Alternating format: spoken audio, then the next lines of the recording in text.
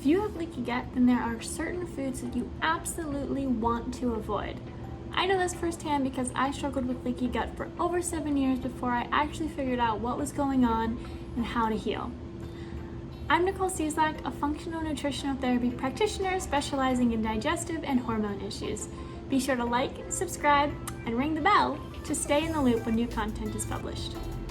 Diet and lifestyle are absolutely crucial to healing a leaky gut.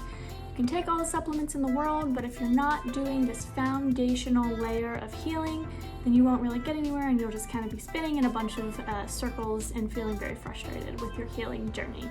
And so we're going to talk about quickly some foods to avoid when you are on the path to healing your gut. So first and foremost, you want to avoid all gluten and grains, including non-gluten grains like rice, and then other grains like barley, wheat, spelt, and so on. You want to also avoid pseudograins, which are going to be things like quinoa and other sort of ancient grains, amaranth, things like that. And then legumes, so chickpeas, beans, other kinds of legumes, lentils, things like that. So these are all highly inflammatory and irritating to the gut lining. The reason being is because our body really struggles to digest these lectins and break them down properly, and so we have partially or fully undigested food particles sitting in the gut, fermenting, and then maybe passing through, causing some constipation and really backing you up. And so it's just not really a good situation. There's also strong evidence that gliadin, which is the active protein in wheat and gluten products, is highly inflammatory and causes something called transient leaky gut. So what this means is when you consume a little bit of gluten, it kind of compromises the digestive barrier a little bit. Now, in the absence of gluten, it can seal right back up and remain strong and fortified. But continued and constant consumption of gliadin in gluten and wheat products can create systemic leaky gut in all individuals. Yes, there's a famous study that showed this, and it's been repeated over and over again, and so we know that gluten is highly inflammatory and it does contribute to leaky gut. Sugar, high fructose corn syrup, and artificial sweeteners are definitely something you want to get out of the diet if you are on a healing journey for leaky gut. The reason being for sugar is because it is highly inflammatory and it absolutely destroys our digestive system. It's also an incredibly addictive substance, and so a lot of us have way too much sugar in our diet today. I think the average American consumes around 160 to 180 pounds of sugar a year. So that is a lot. Not to mention sugar feeds bad bacteria, yeast, and parasites, and so when those get into the gut lining, they can wreak havoc. They can actually destroy our gut lining and our gut wall as well. And then you have that inflammation and sort of that whole cycle of health issues that just sort of keep popping up one at a time. And then with artificial sweeteners like aspartame, which a lot of people tend to gravitate towards because they have been told that they are healthier for you, actually are not. And they have been proven to, again, erode the gut lining, be highly addictive actually, and increase sugar cravings, and then can also lead to chronic issues like heart disease, cardiovascular disease, cancer, like sensitivities, rashes, things like that. So those are 3 things that you definitely want to get out of the diet when you have leaky gut. And cow's milk is definitely not advised if you have a leaky gut.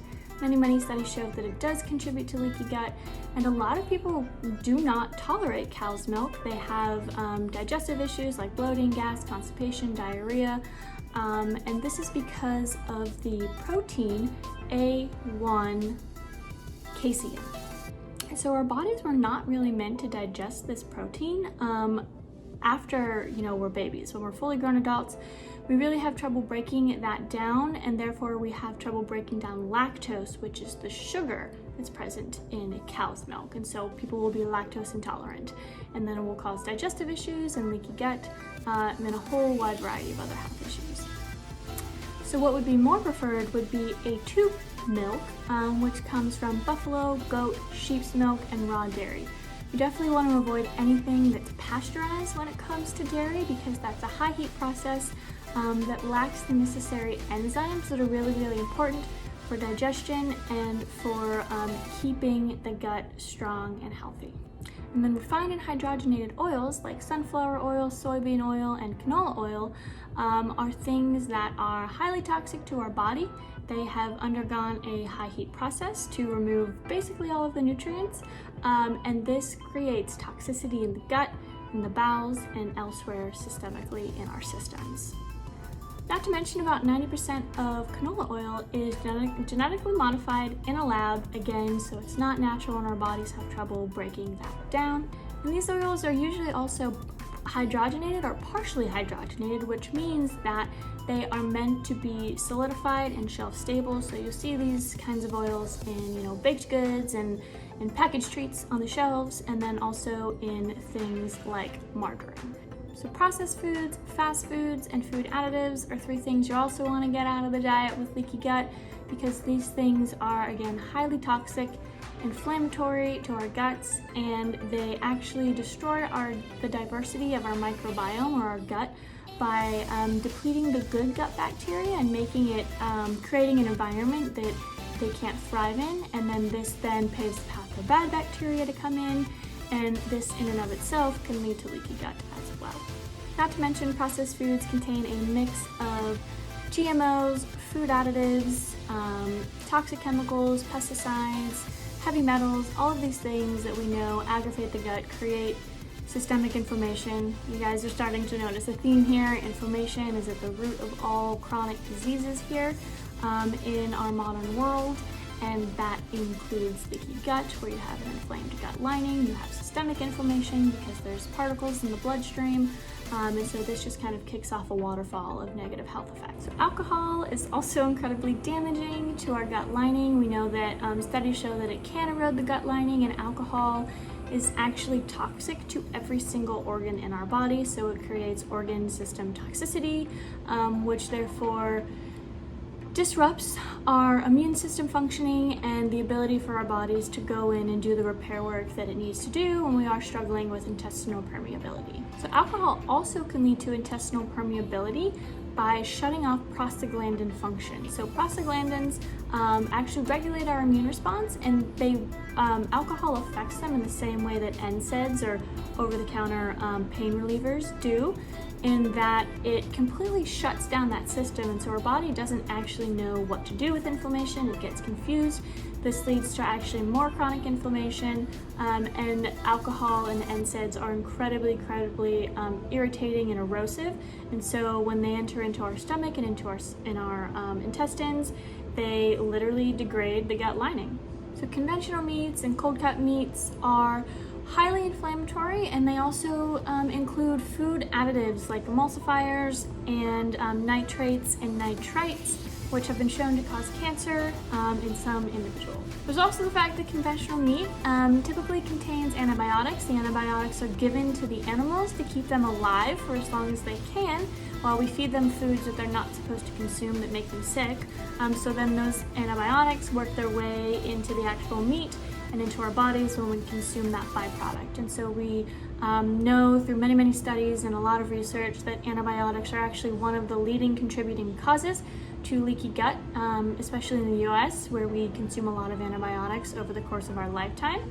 And so that can also affect leaky gut. And then lastly, you want to avoid any foods you are sensitive, intolerant, or allergic to when you are dealing with leaky gut.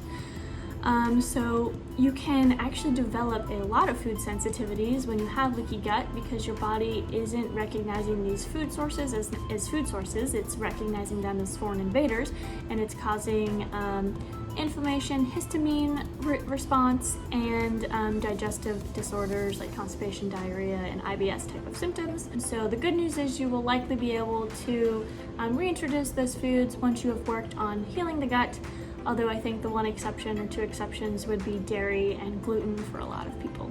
Those are the foods that you should avoid if you are on the path to healing your leaky gut. A lot of these you can, consume in moderation, but some of them are just toxic and void of real nutrients. And so always take a nutrient, whole foods based approach to your diet, 70-30 rule or 80-20 rule, with, your diet being 70 to 80% strict and healthy most of the time, and then some cheat days worked in there is really good for some balance. If you liked this video, be sure to leave a comment, drop a question, or post a future topic idea. That's all we have time for today. I will see you in the next video. Stay healthy.